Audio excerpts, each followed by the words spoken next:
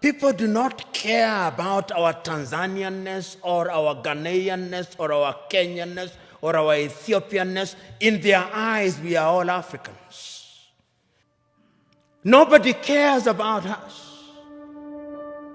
And brothers and sisters, if you want to know how weak we are, and we are weak, look at how we are treated.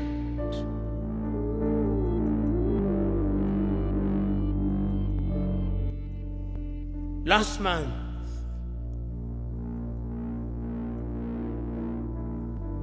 the world met in New York. The General Assembly. When African heads of states and government are speaking, the hall is empty. Nobody bothers because they are saying nothing. Even if they are saying something, it is something that can be ignored.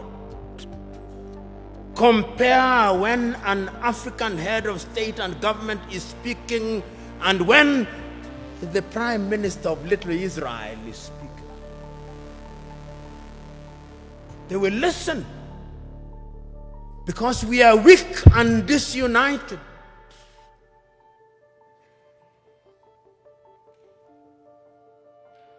So we have a weak continent because the spirit of Pan-Africanism disappeared.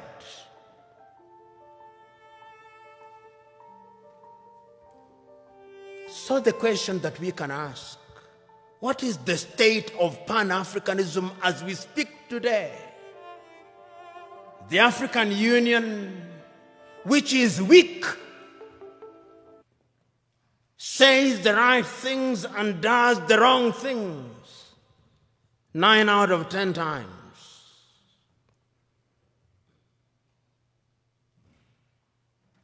And what are the critical areas in which we are weak? We are weak politically because nobody listens to us.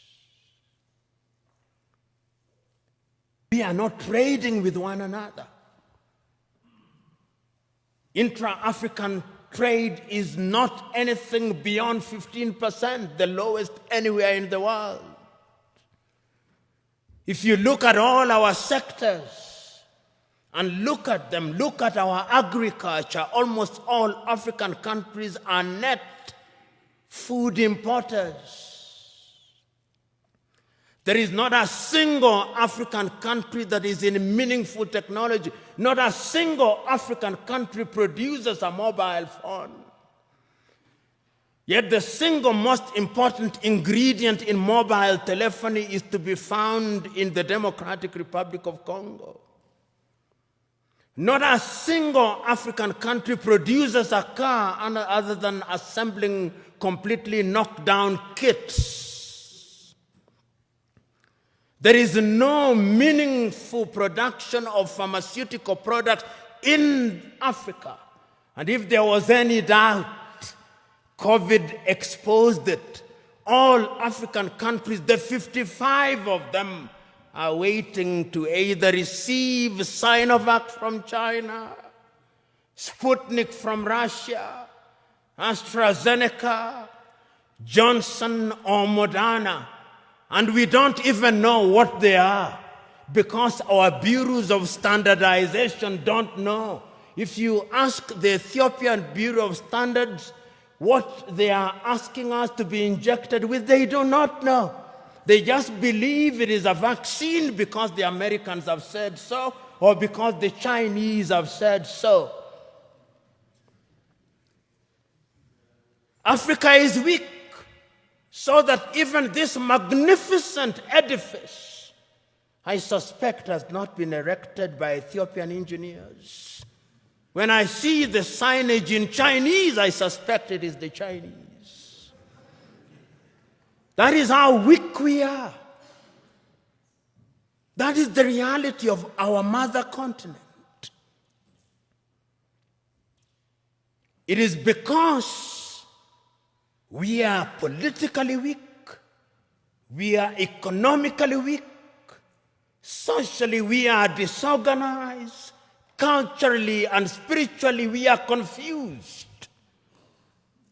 That is the continent in which we are today. We unite or we perish. That as I travel along across the world, people do not care about our Tanzanianness or our Ghanaianness or our Kenyanness or our Ethiopianness. In their eyes, we are all Africans. And perhaps that is what we should use as the building block in order to talk about African unity. But we are not being naive about that unity. Because sometimes when we talk about Pan-Africanism and about African unity, people think we are being too simplistic about it. No, it is not being simplistic and being naive. It is recognizing that as long as we remain the way we are, then Africa in the next 25 years will be recolonized. Did you like or hate what you heard? Let us know in the comments below, and if you want more candid speeches like this, be sure to like, subscribe, and hit the notification bell to catch all our latest videos. And please feel free to leave your suggestions, news tips, or topics about Africa you'd like us to cover.